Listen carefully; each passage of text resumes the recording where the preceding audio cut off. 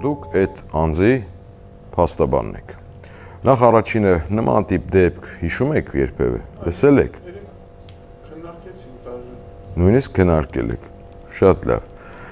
Բոլորով։ Պրեզենտացիայի ժամանակ Հասկացա, ընտիր։ Այս դեպքը պատկերացրեցիք։ Հիմա դուք իր փաստաբանն եք,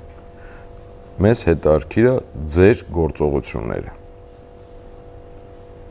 Խնդրում եմ կիսվեք երկու խմբի բաժանվեք։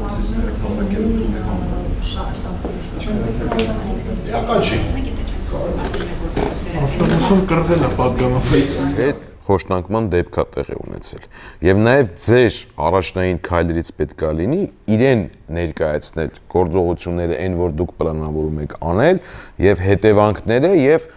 որպեսզի ինքը գնահատի ու հասկանա, տեղեկանա, որովհետեւ այդ խոշտանկման դեպքի մասին երբ որ հրապարակայնացնեք, ողջ հանրությունն է իմանալու ձեր պաշտպանյալին չվնասել ու պաշտպանալու զատ, նաև կարողանաք այս խնդիրը բարձրաձայնելով կանխարգելիչ քայլ անել, որ հաջորդիվ այս ամենը չկրկնվի, որովհետև այս ուխտը կարա յուրաքանչյուրի դրանաճոկի, եթե մի անգամ տեղի ունենում եւ այդ դեպքը չի կանխվում, չի պատժվում, մեղավորը չի կրում պատասխանատվություն։ Հրավերքի համար իրականում շատ մեծ գործ եք անում, շատ հետաքրքիր է, նաև մասնակցեցինք ձեր միջոցառման իրական պրոցեսներին։ Մեր ասոցիացիան իրականում արդեն 8 տարի է մեծ աշխատանք անում Ռուսաստանում, ունենք մոտ 350-ից ավել երիտասարդներ, ովքեր սովորում են իրավաբանական բուհերում։ Հիմա փորձում ենք նաև նույն ծրագիրը զարգացնենք Հայաստանում, փորձում ենք ուսանողների հետ զարգացնել եւ պարոն Պետրոսյանը ինձ հանձնեց այդ պատիվը, ասելու, որ ասոցիացիան սահմանել է կրթաթոշակ պարգև 20,000 դրամ այս դպրոցի ուսանողների համար եւ բնականաբար սա այն փոքր թեթև ներդրումն է, որը հետագայում բնականաբար մենք առիթ կունենանք ավելի զարգացնելու, ավելի առաջ մղելու, որպեսզի համագործակցությունը եւ մեր փոքրիկ ներդրումը դառնա ավելի շոշափելի եւ ավելի կայուն ու հաստատուն։ Նորից եմ ասում, մեր կազմակերպության հիմնական նպատակն է նախ եւ առաջ օգնել երիտասարդ փաստաբաններին, երիտասարդ մասնագետներին, որպեսզի նրանք կարողանան եւ միջազգային եւ մեր տեղական հայրենական փորձառության միջոցով խաչասերել եւ կարողանալ ապագայում բոլորից ավելի լավ եւ Հայաստանում եւ ինչու՞ չէ, մի օր էլ կարող է միջազգային կառույցներում իրավունքի ճիշտ եւ ընկալյալ կիրառությունը ապահովել։ Շնորհակալություն կրկին եւ շնորհակալություն նաեւ մեր ասոցիացիային, որին անդամակցում եմ մի քանի ամիս, բայց ինչպես ասում են, օրերի քանակը չի, որակն է ավելի կարեւոր եւ արդեն բնականաբար հասցրել եմ ներառվել, ինտեգրվել այս մեծ ընտանիքի մեջ։ Ուրախ եմ, որ կաք եւ շնորհակալություն Ռուբենին, շնորհակալություն բոլորին, ում անունը որ չեմ հիշում կներեք, որ այսպիսի հրաշալի նախաձեռնություն ունեն, Աստված տա, որ 12-ը դառնա ավելի մեծ թիվ, վստահաբար պարոն Մելիքյանը ինքն էլ է առաջնորդում, երազները ավելի երիտասարդ են, քան մենք սկզբունքով, այո, շնորհակալություն, ձեզ բարի ընթացք եւ արդյունավետ քննարկումներ, շնորհակալություն։ Վստահ է, որ տվյալ հանգամանքները կքննարկվեն եւ պատշաճ օբյեկտիվ որոշում կկայացվի եւ պատշաճ արձագանք կտրվի հանրության կողմից։ Կարծում ենք, որ ճշմարտությունը վստահ ենք, որ ճշմարտությունը կապացուցվի Կամո Կամոյանի պաշտպանական կողմից հետ գրում։ Առաքելը տալիս է դրա բանաձևը, շատ հրաշալի բանաձև է, շատ հրաշալի մեկնաբանություն է։ Ասում է, եթե խիղճը քեզ չի դատապարտում, ապա Աստված առավել եւս, ու հակառակը, եթե խիղճը քեզ դատապարտում է, Աստված առավել եւս։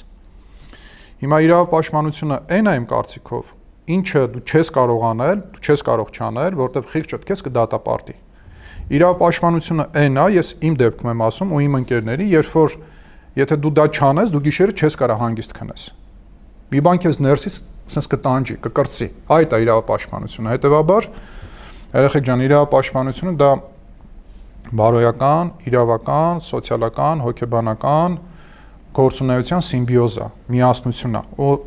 որ մեկը ասեց, կարծեմ դու ասեցիր, որ միայն իրավական գործունեություն չի, դա մասնագիտություն չի, դա քաղաքացիական պարտականություն է, յուրաքանչյուրիս քաղաքացիական պարտքն է։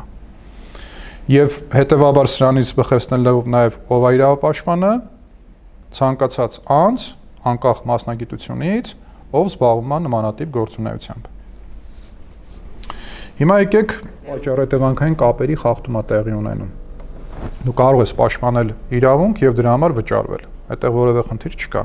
բայց դու չես կարող վճարվել, որպեսզի դու պաշտպանես կոնկրետ իրավունք եւ չնկատես մյուս իրավունքների խախտումը։ Սա պսևդոիրավապաշտպանության առաջի եղանակն է։ Եկերում ինչպես է գործում, ինչ վարքագիծ է դրսևորում։ Այստեղ մի շատ կարևոր հանգամանք է տեղի ունենում։ Ձևավորվում է իրավապաշտպանի մեջ ներքին վախ։ Ոչ թե արտաքին գրաքննություն, այլ այդ հնարավոր բոլոր հեռանկարների արդյունքում ձևավորվում է ներքին գրաքննություն, ու իրավապաշտպանը սկսում է ներքուստ արդեն վախենալ, ներքուստ արդեն լռել։ Ինքը մտածում է, լավ, իմ ինչին է պետք սրա մասին խոսել։ Հասկանում եք, սա հետևաբար էս իշխանությունից վախը, երբ որ ես ասում եմ, պարտադիր չի, որ իրականում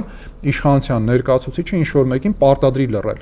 Իշխանության այս անուղղակի գործողությունների ընթացքում արդեն իսկ ձևավորվում է ներքին վախ։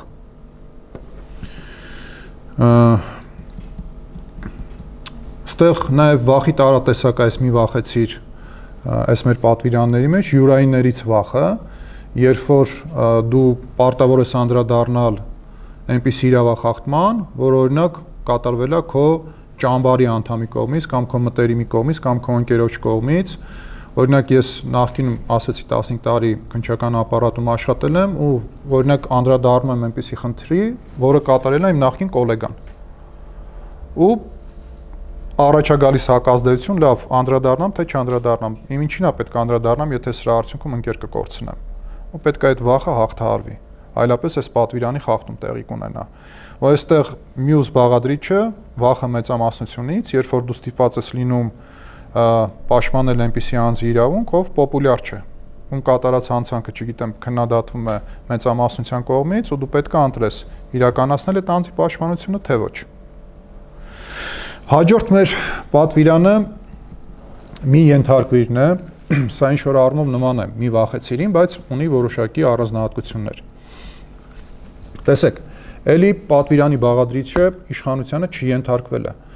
Էլի այս գործողությունը այս դեպքում չի իրականացվում ուղղակի, չգիտեմ, ինչ-որ վարքագծի արդյունքում, այլ իշխանությունը փորձում է քեզ դարձնել կառուցողական իրավապաշտպան, հարմար իրավապաշտպան։ Ինչ է անում, հրավիրվում ես որոշակի, չգիտեմ, իրենց հետ բանակցությունների, համագործակցության առաջարկներ է ստանում, ասում են եկեք այս խնդիրը քննարկենք, այս խնդիրը միասին լուծենք, ու սրա արդյունքում քեզ դարձնում են կառուցողական, հարմար, պուպուշ իրավապաշտպան։ Ոչ մեկը չի ասում, որ իրավապաշտպանության արդյունքում դու չպետք է համագործակցես իշխանության մարմինների հետ, որտեվ այս համագործակցության արդյունքում հնարավոր է, որ դու քո պաշտպանյալի խախտվածը վերականգնես, բայց պետք է շատ զգույշ լինես, որպեսզի սրա արդյունքում դու իրանց կոպիտ ասած կուլ չգնաս, որտեվ այս համագործակցությունը առաջացնում է որոշակի, չգիտեմ, նաև կաշկանդվածություն, կաշկանդվածությունն էլ առաջացնում է լռելու պարտականություն։